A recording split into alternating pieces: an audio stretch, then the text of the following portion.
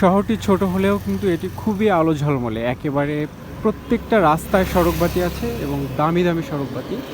এই সড়কবাতির নিচে কি আছে সেটি একটু আপনাদেরকে দেখাবো। সড়কবাতির নিচে হচ্ছে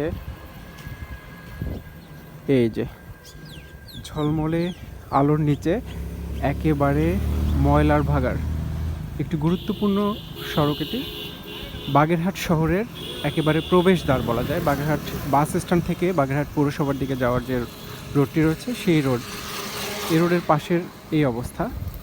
রোডের পাশে খুব সুন্দর আলোর ব্যবস্থা আছে, কিন্তু পরিবেশটা একেবারে নোংরা করে রেখেছে বাগেরহাট পৌরসভা। এর উপরে আবার কিছুদিন আগে বালু দিয়ে রেখেছে। কিছুদিন আগে আরও বেশি অবস্থা খারাপ ছিল। যখন বৃষ্টি হয় তখন রাস্তার উপরেও একেবারে নোংরা অবস্থা সৃষ্টি হয়ে যায়। তো এই হচ্ছে আলো ঝলমলে শহরের একটা ছোট গল্প। দিনের বেলা হলে আরও বেশি সুন্দর লাগে।